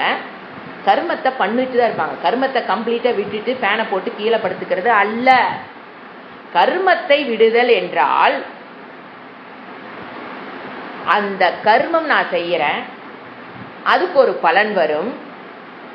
அந்த கர்ம பலன் வந்துதான் என்னை பூரணமாக்கும் அப்படிங்கிற எண்ணத்தில் கர்மத்தை ஆரம்பம் பண்றது அல்லன்னு அர்த்தம். கர்மத்தை விடுதல் என்ன? இப்ப நான் அந்த கர்மத்தை பண்றேன். இந்த நான் இப்ப வந்து மனதில் வந்து குறையா இருக்குது, அப்புறம் அதனால ஒரு கர்மத்தை பண்றேன். அந்த கர்மத்துக்கு உண்டான பலன் வரும், வந்தாதான் நான் நிறைவாகுவேன் அப்படிங்கிற எண்ணத்தோடு கர்மத்தை ஆரம்பிப்பது அல்ல. அப்ப எப்படி ஆரம்பிக்கிறது? மனம் என்பது ஆல்ரெடி பூரணம். இந்த கர்மத்தை பண்ணி இந்த கர்மத்தின் வர பலனாலதான் நான் பூரண அடையிறது தேவையில்லை. இதுதான் கர்மத்தை விடுதல்னு பேரு. எப்படி விடுதல்? காமிய கர்மத்தை, எனக்கு ஒரு ஆசைப்பட்ட ஒரு கர்மத்தை செய்யற, என்னுடைய மன நிறைவுக்காக கர்மத்தை செய்தல் இல்லாமைதான் கர்மத்தை விடுதல். கர்மத்தை விடுதல் என்ன அர்த்தம்? மன நிறைவுக்காக நான் இந்த கர்மத்தை செய்யல அப்படின்னு நினைச்சுக்கிட்டு நீங்க கர்மத்தை செஞ்சீங்கன்னாவே அது கர்மத்தை விடுதல். ரொம்ப இம்பார்ட்டன்ட் பாயிண்ட் இன் வேதாந்தம். கர்மத்தை விடுதல்னா இந்த கர்மத்தினால் என் மனம் இந்த கர்மத்தை செஞ்சு அதனுடைய பலன் வரும்போது எனக்கு மன நிறைவுக்காக அந்த கர்மத்தை செய்யறேன்னு செய்யாம இருக்கிறக்கு பேரு கர்மத்தை. அப்ப என்ன? ஆல்ரெடி அகம் பூர்ணகா, இறைவன் எனக்கு இந்த கர்மத்தை விடிச்சிருக்கார், பிராரப்தம் எனக்கு இந்த கர்மத்தை விட்டுருக்கு, நான் இந்த கர்மத்தை செய்யறேன். ரெண்டுக்கும் பெரிய லாங் கேப் இருக்கு. ஏன்னா 99% நம்ம எதுக்கு தான் கர்மத்தை பண்றோம்? கர்ம பலனை எதிர்பார்த்து தான் கர்மத்தையே பண்றோம். சமைக்கிறோம், எதுக்கு சமைக்கிறோம்? எந்திரிச்சு போனோன்னு பசிக்கும் சாப்பிடணும். ஸோ கர்ம பலனுக்காகத்தான் கர்மத்தை பண்றோம். ஆனா இறைவன் என்ன சொல்றாரு? கர்மத்தை விடுதல் என்றால் அந்த கர்ம பலன் வந்து என் மனதை நிறைக்கும், அதற்காக கர்மத்தை பண்றங்கிற ஆட்டிடியூட் இல்லாமல் பிராரப்தம் இந்த கர்மத்தை செய்ய சொல்லிருக்கு, செய்யிட்டே இருக்கிறேன். கர்மத்தை ஆரம்பிக்கிறதுக்கு முன்னாலேயும் பூர்ணகா, கர்மத்தை முடிச்சு என்ன பலன் வந்தாலும் பூர்ணகா. சோ மன நிறைவுக்காக கர்மத்தை பண்ணாமல் இருப்பதுங்கிறது தான் கர்மத்தை விடுதல். பிசிக்கலா எதையும் விடுறதில்ல, ஆட்டிடியூட். பாவனையில் மாற்றம், கர்மம் நடைபெற்றுக் கொண்டிருக்கும். ஆனா அவன் என்ன சொல்லுவா, ஆத்மா அகர்த்தாங்கிற ஞானமா இருந்தாலும் சரி, அல்லது கர்மயோக ஸ்டேஜ். அதுக்கு முன்னால ஸ்டேஜ் என்ன, கர்மயோகம். இறைவா உனக்கு நான் இதை கர்மத்தை அர்ப்பணமாக செய்யற போது அவன் எதிலிருந்து விடுபடுறான், மன நிறைவுக்காக அவன் கர்மத்தை செய்யல, இறைவன் இதை கொடுத்திருக்கார் அதனால செய்யறேன்னு சொல்லும் போதே அந்த கர்மத்தை விடுறதுக்குண்டான ஆட்டிடியூடுக்கு இறைவன் நம்மளை கூட்டிட்டு வந்துருவாரு. கர்ம யோகத்தின் ஆரம்பத்திலே நம்ம என்ன வந்துருவோம், இறைவனுக்காக அர்ப்பணம் பண்றேன், என் மனநிறைவுக்காக. ஃபர்ஸ்ட் எப்படி பண்ணணும் கர்மத்தை, அஞ்ஞானி என்ன பண்றான், தன்னுடைய மனநிறைவுக்காக மட்டும்தான் கர்மத்தை பண்றான். அப்ப எவன் கர்ம யோகத்துக்கு உள்ள நுழையும் போதே இறைவன் நமக்கு என்ன ஆட்டிடியூட் கொடுக்க ஆரம்பிக்கிறாரு, என்னுடைய மனநிறைவுக்காக நான் பண்ணல, இறைவன் இது கொடுத்திருக்கார் செய்யற, என்ன கொடுக்குற அப்படிங்கும் போதே மனநிறை விட்டு வெளியில் வரும், இறைவனுக்காக செய்யறோங்கிற அந்த ஆட்டிடியூட் வரும். அதுக்கப்புறம் ஞானியுடைய கர்மம் எது, இந்த கர்மத்திலிருந்து நான் எனக்கு மனநிறைவு தேவையில்லை, ஐ எம் ஆல்ரெடி பூர்ணகங்கிற அந்த ஆட்டிடியூடோட. ஏன்னா கர்மயோகி பண்ணும்போது அகம் பூர்ணகங்கிற ஞானத்தோட பண்றது அல்ல, அகம் பூர்ணகங்கிற ஞானத்தோட பண்ணக்கூடிய கர்மத்தை பண்ணக்கூடியவன் தான் ஞானி. சோ அஞ்ஞானி பண்ற கர்மம் கர்ம பலனை தவிர வேற எதையும் வேண்டி அவன் பண்றதல்ல. கர்மயோகி இறைவனுக்காக சமர்ப்பணம் பண்ணும் போதே அந்த ஞானியோட பக்குவத்துக்கு வர ஆரம்பிச்சிருவாரு. ஏன்னா மனநிறைவுக்காக அந்த கர்மத்தை பண்றேன்னு கர்மயோகியும் பண்றது இல்ல, ஆனா அகம் பூர்ணகன்னு அவர் பண்றது இல்ல. ஞானிங்கிறவரு அகம் பூர்ணகா, இந்த கர்மத்தை பண்ணாலும் சரி அதுக்கு பலன் வந்தாலும் சரி, இயேசுவாரே சற்றும் தூற்றுவார் தூற்றட்டும், என்ன பலன் வந்தா அதை பத்தி எல்லாம் கவலை இல்லை, பிராரப்தத்துல எது கணக்குது, என்னுடைய புண்ணிய பாபம் decides this karma, I am doing it. ஞானியா இருக்கும்போது ஈஸ்வரா அவருடைய சங்கல்பம் நம்மளை இது பண்ண வைக்குது, ஓகே. அதுல வர கிரிட்டிசைஸை பத்தியோ அதை வர ஏதோ அவர் தொட. This is the difference between these three people. புரிஞ்சுங்களா? இப்ப கர்மத்தை விடுதல்னா என்ன, மன நிறைவுக்காக கர்ம பலனை எதிர்பார்த்து கர்மத்தை செய்யாமல் நிறைவோடு பண்ணுதல் தான் கர்மத்தை விடுதலை. அவ யார் ஆரம்பிக்கிறான், கர்மயோகியா அதை ஸ்டார்ட் பண்ணிடுவான். ஞானி அதைத்தான் அந்த ப்ரோக்ராம் அரைச்சு கொடுத்துருக்காரு, அவர் அரேஞ்ச்மெண்ட் பண்ணி கொடுத்துருக்காரு. நீ முதல்ல இதை பழகு, அப்புறம் நீ அங்க வரலாம். புரிஞ்சுங்களா? This is formal. Karmayoga is a formal bhakti designed by Bhagavan, not by any acharya, any மனிதர்கள்.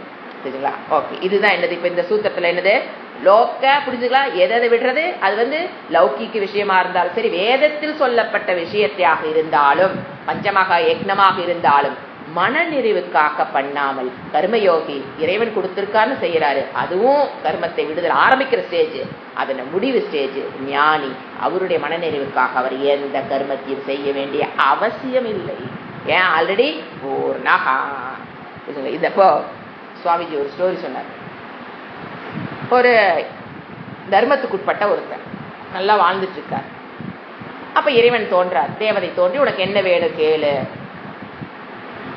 இப்போ எனக்கு பால்காரன், எனக்கு தினம் இந்த மாட்டை பிடிச்சி மேய்ச்சி அது கட்டி பாலை கறந்து ரொம்ப கஷ்டமா இருக்குது சுவாமி, எனக்கு ஒரு பாத்திரம் கொடுங்க, அதில் எனக்கு பால் 5 லிட்டர்னு போய் சொன்னேன்னா அந்த பாத்திரத்தில் 5 லிட்டர் பால் வரணும், நான் அதை எடுத்து விற்று ஜமாளிச்சுக்கிறேன், என்னால் வயசாகி போச்சு வேலை செய்ய முடியல, எனக்கு இதை கொடுங்க.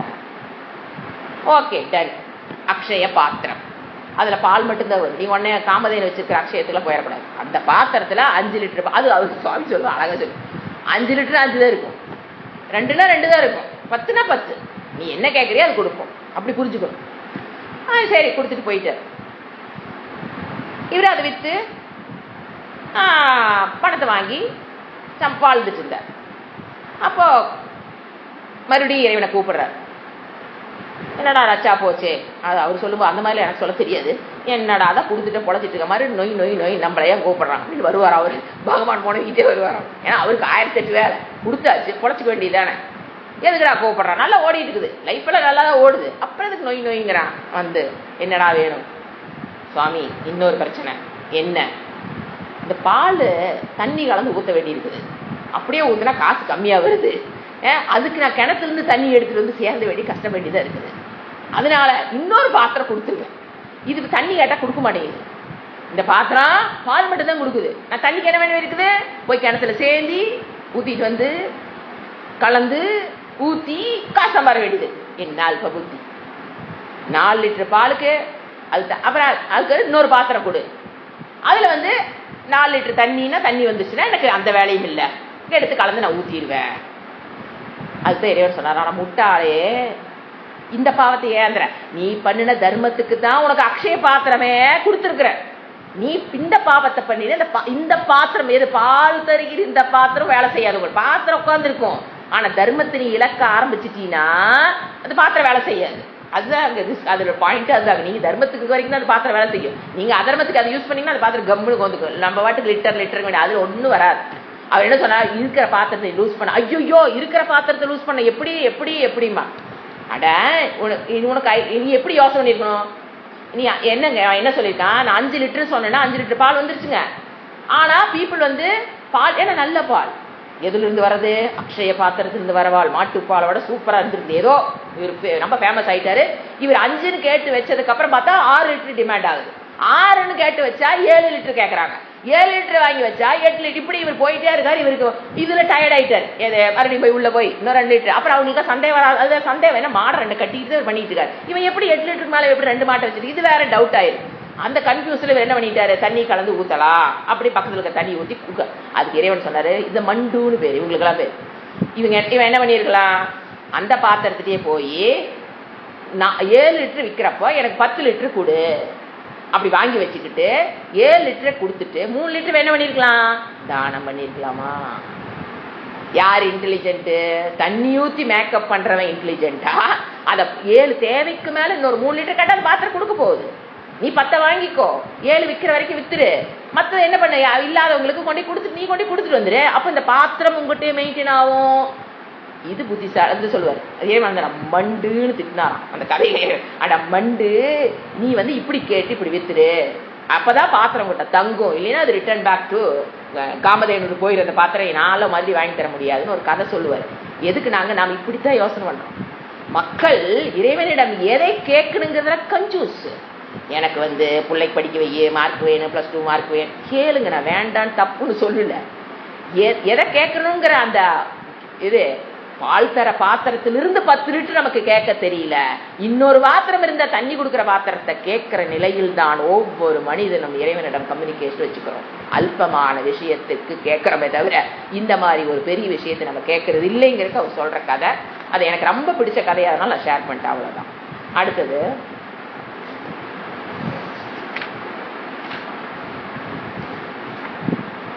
9வது சூத்திரம்.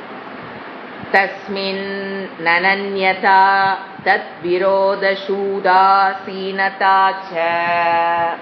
தஸ்மின் அனன்யதா தத் விரோதி சூதாசி உதாசீனதா ச. மீனிங் கொடுக்குற அப்படி பிரிச்சு எழுதிக்கலாம்.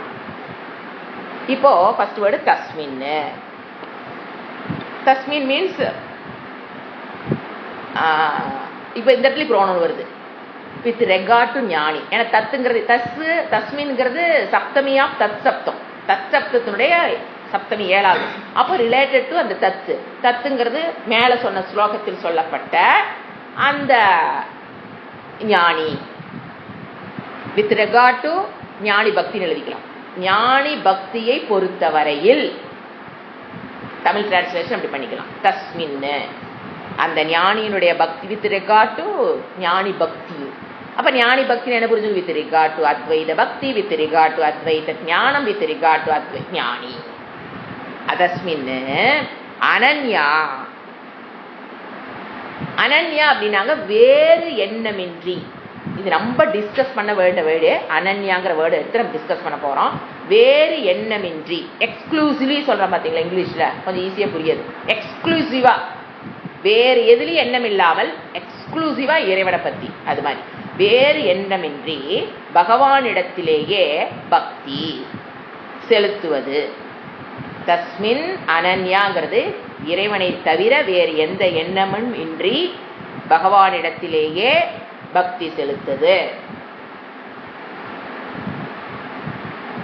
ஒண்ணு, அந்த இறைவனிடம் மட்டுமே எக்ஸ்க்ளூசிவா தாட்ஸ். புரிஞ்சுங்களா? அந்த ஞானியோட பக்தி எப்படி இருக்கும்? சா பக்தி இறைவனுடைய அவருடைய எண்ணம் முழுவதும் எக்ஸ்க்ளூசிவ் தாட்ஸ் ஆஃப் பகவான் வித் ரெகார்ட் டு பகவான். அது மட்டும்தான் அவருக்கு இருக்கும்.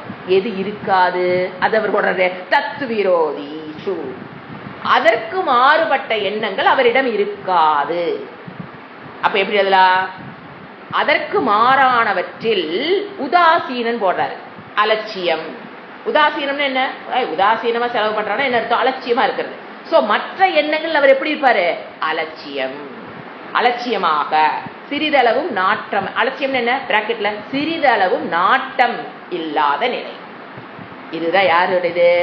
அந்த நிரோதங்கிறதுக்கு டெபினிஷன் கொஞ்சம் போன தடவை சொன்ன அந்த நிரோதங்கிற வேர்டுக்கு இந்த சூத்திரத்துல மறுபடியும் எக்ஸ்பிளைன் பண்றாரு. நிரோதம்னா என்ன, ஞானி பக்தினா என்ன, அத்வைத பக்தினா என்னன்னா எக்ஸ்க்ளூசிவ்லி பகவான் தாட். ஞானியோட பக்தி எப்படி? அவருடைய தாட் ஃபுல்லா எப்படித்தான் இருக்கும்? இறைவன். அப்போ வேறு எண்ணமின்றி பகவானிடத்திலேயே ஒரு ஏகாக்கிறது அப்படின்னு ஒருமுகப்படுத்த பக்தியோட சொல்லிக்கலாம். எக்ஸ்க்ளூசிவ்னா ஒருமுகப்படுத்த பக்தி செலுத்துவது. அதற்கு மாறான விஷயத்தில், எண்ணங்களில், விஷயங்களில், செயல்களில் எப்படி இருப்பாரு? உதாசீன், கேர்லெஸ். அதை பத்திலாம் அவருக்கு கவலையே இல்லை. அவருடைய ஃபுல்லா எதுதான் இருக்கும்? பகவானுடைய எண்ணம், அது மட்டும்தான் இருக்கும். வேற விஷயங்களில் உதாசீனம், அலட்சியமாக, சிறிதும் நாட்டமற்றதாக. நாட்டம் இல்லைங்க, நாட்டம். நான் நாட்டம், மற்ற விஷயங்களில் நாட்டம் இல்லாத நிலை. இதுல நம்ம ரொம்ப என்ன சொல்றது, ஒரு சிக்னிபிகண்ட் வேர்டு எது? அனன்யா அப்படின்னா ஒரு குறிப்பிடத்தக்க வேர்டு. சிக்னிபிகண்ட் மீன்ஸ் ஒரு குறிப்பிடத்தக்க வேர்டு. என்னன்னு பார்த்தீங்கன்னா அந்த அனன்யாவை எடுத்து வச்சு நம்ம இப்போ விசாரம் பண்ணணும். ஏன்னா இந்த அனன்யாங்கிற வேர்டை இப்ப பக்தி தர்ஷனம்னு ஒரு குரூப் ஆஃப் பீப்புள் இருக்காங்க. அவங்க வேதத்துக்குள்ள வராதவங்க பக்தி தர்ஷனம். இப்ப தர்ஷனம் என்ன? பிலாசபி. அது ரெண்டு பிலாசபி. நம்ம இந்த ஒரு வேர்டு ரெண்டு பிலாசபி எடுத்து வச்சு ரெண்டுல எப்படி பாக்குறாங்க. ஃபர்ஸ்ட் பக்தி பிலாசபி, இன்னொன்னு வேதாந்த பிலாசபி. புரிஞ்சுங்களா? பிலாசபினா அந்த குரூப் ஆஃப் பீப்புள், பக்தி தான் மோட்சம், we need not go to வேதாந்தம், அப்படி ஒரு குரூப் இருக்காங்க பாத்தீங்களா? அதுக்கு பேர் பக்தி தர்ஷனம், பக்தி பிலாசபி. அவங்களும் இந்த வேர்டை யூஸ் பண்றாங்க, அனன்யாங்கிற வேர்டு. வேதாந்தம் என்ன வேர்டு யூஸ் பண்ணுது? அனன்யா பக்தி சிந்தோயாம். அந்த வேர்டு யூஸ் பண்ணாம பகவானும் யூஸ் பண்ண. பகவத்கீதையிலயும் நிறைய வருது, உபனிஷத்துலயும் அந்த அனன்யாங்கிற வேர்டு வருது. இப்ப நாம அந்த வேர்டை எப்படி புரிஞ்சுக்கிறது? எப்படி புரிஞ்சுக்க கூடாது அனன்யாங்கிற வேர்டை? ஏன்னா பக்தி தர்ஷனம் ஜஸ்ட் ஆப்போசிட்டா புரிஞ்சு வச்சிருக்காங்க. அதனாலதான் இன்னைக்கு சமுதாயத்தில், இந்து மதத்தில் இத்தனை குழப்பத்துக்கும் காரணம் இந்த ஒரே வேர்டு. அனன்யாங்கிற வேர்ட பக்தி தர்ஷன பீப்புள், தோஸ் ஹூ ஆர் வேதாந்தத்துக்குள் வராத பக்தி தர்ஷன பீப்புள், அந்த பிலாசபியில் இருக்கிறவங்க தவறான முறையில் யூஸ் பண்ணி சமுதாயத்துக்கு எக்ஸ்போஸ் பண்ணதுனால வந்த பிரச்சனை தான் இத்தனைக்கும் காரணம். எது? இந்து மதத்துக்குள் வருகிற பிரச்சனைகளுக்கு காரணம். அதான் சொன்ன சிக்னிபிகண்ட் வேர்டுன்னு முதலே சொல்லிட்டு நான். எது? அனன்யாங்கிற வேர்டு. இப்ப நம்ம ஃபர்ஸ்ட் அவங்க பக்தியோட தர்சனத்துல அவங்க எப்படி பாக்குறாங்க அப்படின்னு நம்ம பார்க்கலாம். ரெண்டு விதமான அனன்யாங்கிறது பக்தி தர்சனத்துல எப்படி பாக்குறாங்க, வேதாந்த தர்சனம் என்ன, அதுதான் கரெக்டான தர்சனம், அதை விட்டுருவோம். ஏன்னா தவறாதான் முதல்ல என்ன நம்ம பார்க்க வேண்டியிருக்குது. அனன்யா பக்தி, ராங் இன்டர்பிரேஷன் ஆஃப் பக்தி தர்ஷனா பீப்புள். ஃபர்ஸ்ட் பார்க்கறது நல்ல தெளிவாய்க்குங்க, ராங் இன்டர்பிரேஷன் தான் முதல்ல பார்க்கறோம். தவறான விளக்கம், இன்டர்பிரேஷன் சொல்லுது விளக்கம், தவறான இன்டர்பிரேஷன் பை யாருனால? பக்தி தர்ஷனா பீப்புள், தோஸ் வேதாந்தத்துக்குள்ள வராதவங்க. இறைவ பக்தியோடு கோயிலுக்கு போவாங்க, வருவாங்க, ஆனா வேதாந்தத்துக்குள்ள வராதவங்களுடைய பக்தியத்தா உலகம் அதிகம் பார்க்குது. அதனாலதான் உலகத்துல பிரச்சனை. வேதாந்தத்துக்குள்ள வந்தவங்களுடைய பக்தி உலகம் பார்க்காது. ஏன்னா வெரி ஃபியூ பீப்புள். அவங்கள போய் எங்க இவங்க பார்க்க போறாங்க? சோ வேதாந்தத்துக்குள் வராத அவர்களுடைய இன்டர்பிரேஷன் என்ன? ஃபர்ஸ்ட் பாத்தீங்கன்னா அவங்க என்ன நினைக்கிறாங்க, வாட் இஸ் த பிலாசபி அப்படின்னு பாத்தீங்கன்னா, ஃபர்ஸ்ட் அவங்க லவ் பகவான், அவங்களும் இறைவனை விரும்புறாங்க, அதுல மாற்றுக்கிறதுக்கே இடம் இல்லை. தே லவ் பகவான். பட் அந்த லவ்க்கு பேரு சாஸ்திரம் சொல்லுது எக்ஸ்க்ளூசிவ் லவ். அவங்களுடைய லவ் எப்படித்தான் இருக்கும்? Exclusive love. அப்படின்னு என்ன? தனிப்பட்ட அன்பு. ஏன்னா எனக்கு தமிழ் விட இங்கிலீஷ் வேர்டு கரெக்டா கொஞ்சம் மேட்ச் ஆனால முதல்ல அது சொல்லிடுவேன். அதுக்கப்புறம் டிக்ஷனரி பார்த்து மீனிங் எழுதி வச்சு சொல்லிட்டு இருக்கிறேன். எக்ஸ்க்ளூசிவ்னா டக்குன்னு எனக்கு புரிஞ்சிருது. அப்போ தனிப்பட்ட அன்பு. ஃபர்ஸ்ட் அவங்களுடைய அன்பே எப்படித்தான்? தனிப்பட்ட பொதுவான, அப்ப ஆப்போசிட் என்னங்க? பொதுவான அன்பு அல்ல, நீ புரிஞ்சுக்கிட்டே வரணும். ஒரு தனிப்பட்ட அன்பு. அப்போ அதுதான் என்னது அவங்களை பொறுத்த வரைக்கும் சுப்பீரியர். அதுதான் சுப்பீரியர், மற்றதெல்லாம் இன்ஃபீரியர். நாங்க வச்சிருக்கிற பக்தி தான் சுப்பீரியர் பக்தி. மற்ற பக்தியில என்னமாங்க? இன்ஃபீரியர். எப்படி? சிவனை நாங்க எக்ஸாம்பிள் சொல்ற ஈஸியா புரிஞ்சிடும். ஒரு சிவனை வழிபடுற ஒரு குரூப், அவங்களுக்கு பிரிவு இருக்குல்ல, நான் பாக்குறோம்ல. சிவனை மட்டுமே வழிபடுறவங்க இருக்கிறாங்களா இல்லையா? விஷ்ணுவை மட்டுமே வழிபட அவங்க தான் இவங்கெல்லாம். சில பேர் சிவனை மட்டும்தான் கும்பிடுவாங்க. சில பேர் அதுவும் சிவன் கோயில் விஷ்ணு கோயில் பக்கத்துல இருந்தாலும் எங்கிட்ட ஒருத்தர் சொன்னாங்க, வைஷ்ணவா பீப்புள், அவங்க சொன்னது, வைஷ்ணவா கோயில் விஷ்ணு கோயிலுக்கு போவேன், திரும்பி அந்த சிவன் கோபுரத்தை கூட பார்க்க மாட்டேன். திரும்பி ஒட்டி இருக்குது ஈரோட்ல. திரும்பி தினம் கோயிலுக்கு போறவங்க அக்ரஹாரத்தில் இருப்பாங்க, ஒரு பிராமின், வைஷ்ணவ பிராமின், எங்கிட்ட சொல்லி நான் கேட்டிருக்கேன். ஏன்னா நாங்கள் சேண்டிங் பண்ண ருத்ரம்லாம் போனால் ஈஸ்வரன் கோயிலில் போய்க்கோன்னு சொல்லுவோம். அவங்க ருத்ரம் கற்றுக்க மாட்டாங்க, சேண்டிங்லேயே கட் பண்ணிடுவாங்க. ருத்ரமா சிவனா கட்டு, புருஷ சுக் சொல்லி தெரியுங்களா? நான் வரேன். ஆச்சரியமா இருக்கு. அப்போ எனக்கு அவ்வளோ புரியாது, அவங்க என்ன பண்ணுறாங்கன்னு கொஞ்ச நாள் எனக்கு புரியல. புருஷ சுத்த நீ கிளாஸா வரேன், ருத்ரம் சொல்லி கொடுக்குறீங்களா? No no no. என்ன ஆச்சு உங்களுக்கு? நான் அந்த கோபுரையே பார்க்க மாட்டேன், நான் எதுக்கு ருத்ரம் சொல்றேன்? நான் ஏன் அவங்க அப்படி இருக்காங்க? அவங்க அதுதான் எக்ஸ்க்ளூசிவ். புரியுதுங்களாப்பா? எக்ஸ்க்ளூசிவ் லவ் டுவர்ட்ஸ் அது. இவங்க பெருசு இவங்க சொல்லிக்கிறாங்க. சிவன் கோயிலுக்கு போறாங்க, என்ன சொல்றாங்க? சிவன் தான் ஒரே கடவுள். அவங்க சொல்றாங்க இதுதான் எக்ஸ்க்ளூசிவ் வேர்டு போட்டேன் நான். அதுக்கு எப்படி தனிப்பட்ட அன்பு டுவர்ட்ஸ் சிவபெருமானை வச்சுக்கலாம். ஏன் சில பேர் முருகன், நீங்க அதை எடுத்துக்கலாம், அது ஒரு குரூப் இருக்காங்க. ஆறுபடை வீடுக்கு போய் வழிபடுறது மட்டும்தான் நாங்கள் பண்ணுவோம், முருகனை மட்டும்தான் வழிபடுவோம். ஏன்னா அவர் தான் தமிழ் கடவுள் ஆகும். மற்றவங்கள பிரான்ஸு பிரெஞ்சு சொல்ற மாதிரி மற்றவங்கள என்ன பிரெஞ்சு ஜாப்பனீஸ் கடவுளா என்ன? இவர் மட்டும்தான் தமிழ் கடவுள், நான் அவளை மட்டும் தான் கும்பிடுவேன். இவங்களை தாங்க இப்போ பேசுகிறோம். இவங்களுடைய பக்தி தர்சனம் தான் இன்னைக்கு பொல்யூட்டட் சொசைட்டி. இன்னைக்கு எங்க ஜெனரேஷன் பக்தி செலுத்த முடியாமல் கஷ்டப்படுவதற்கு காரணம் இந்த எக்ஸ்க்ளூசிவ் பக்தி பண்ற பிரச்சனை. அவங்க என்னென்ன பண்றாங்கன்னு பாருங்க. ஆச்சா, என்ன பண்றாங்க? சிவன் அவங்களுக்கு தான் சுப்ரீம். விஷ்ணு வழிபடுறாங்க, என்ன சொல்றாங்க? விஷ்ணு தான் சுப்ரீம். முருகனை வழிபடுறாங்க, முருகன் தான் சுப்ரீம். ஏதாவது ஒருத்தர் வச்சுக்கோங்க, நம்ம யார் பக்கம் போக போறதில்ல, ஜென்ரலா இந்த 3 பீப்புள் நினைச்சுக்கோங்க. ஸோ அவங்களுக்கு என்ன வருது? ஒரு பிலாசபி. அதுல அது அவர் சொல்ற வேர்டு பார்த்தீங்கன்னா, சுவாமிஜி சொல்ற வேர்டு, அதுக்கெல்லாம் ஒன்று என்ன சொல்றது? School of philosophy. அதாவது அவங்களோட ஒரு ஸ்கூல். எது? இப்போ சிவனை மட்டும் வழிபடுறாங்க, ஒரு ஸ்கூல் ஆஃப் பிலாசபி. இந்த ஸ்கூல் ஆஃப் ஃபிஷ்ங்கிற மாதிரி அவங்க ஒரு ஸ்கூல் ஆஃப் பிலாசபி. விஷ்ணு வழிபடுறவங்களுக்கு ஒரு ஸ்கூல் ஆஃப் பிலாசபி இருக்குது. முருகரை வழிபடுறவங்களுக்கு there is a school of philosophy. தெரிஞ்சுங்களா? அவங்க பிலாசபி தான் போவாங்க. தத்துவம், பிலாசபின்னு தத்துவம், அந்த தத்துவத்தை தான் ஃபாலோ பண்ணுவாங்க. இப்போ அவங்களை பொறுத்த வரைக்கும் சிவன், இப்போ ஒருத்தர் எடுத்துக்கலாம். ஃபார் எக்ஸாம்பிள் நான் ஒன்று எடுத்துக்கிறேங்க, உடனே சிவனை சப்போர்ட் பண்ணுறேன்னு நினச்சிக்காதீங்க. எதையோ ஒன்று எடுத்து வச்சு தான் நான் விளக்க முடியும். இப்போ சிவனை மட்டும் வழிபடுற ஒரு பக்தன், அவன் என்ன சொல்கிறான்? சிவன் மட்டும்தான் கடவுள். திருப்பி சொல்கிறேங்க, 3 பேர்த்து நான் உதாரணத்துக்கு எடுக்கிறேன், நீங்கள் அதை அப்படியே இதை பண்ணிக்க வேண்டாம். சிவன் மட்டும்தான் கடவுள். சிவனை வழிபடுவது, சிவனிடம் செலுத்துகிற பக்தி தான் பக்தி. ஆச்சுங்களா? அவங்க சொல்கிற கருத்துக்கள், சிவன் மட்டும்தான் கடவுள், சிவனிடம் காட்டுற பக்தி மட்டும்தான் சுப்பீரியர் பக்தி. My God is superior, so நான் சுப்பீரியர் பக்தகா. மற்ற பக்தர்களை விட my God is superior, so மற்ற பக்தர்களோட ஐ எம் சுப்பீரியர். புரிஞ்சுங்களா பிரச்சனை எங்க ஆரம்பிக்குதுன்னு? ஐ எம் த சுப்பீரியர், ஏன்னா மை காட் இஸ் சுப்பீரியர். அப்புறம் பாருங்க, எங்க கடவுள் மட்டும்தான் மோட்சத்தை கொடுக்க முடியும், because my God is superior. யார்? சிவனு வழிபட சொல்லிக்கிறாங்க, விஷ்ணுவும் சொல்லிக்கிறாங்க, முருகன் வழிபட சொல்லிக்கிறாங்க. மொத்தத்தில் எங்க 3 பேர் போய் முட்டை போறாங்கன்னு தெரியல. இவங்க சொல்றது சிவன் தான் highest supreme god, I am the supreme பக்தகா, சிவனால மட்டும்தான் மோட்சத்தை கொடுக்க முடியும். அதோ நின்றா பரவாயில்ல, மற்ற இன்ஃபீரியர் கடவுளால் மோட்சத்தை கொடுக்க முடியாது. இதுக்கு இவங்களுக்குலாம் என்ன தெரியுங்களா பேரு? ஃபண்டமெண்டலிஸ்ட்.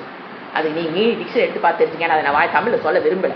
இவங்களுக்கெல்லாம் பேர் என்ன பேர் வச்சிருக்காரு சுவாமிஜி? ஃபண்டமெண்டலிஸ்ட்.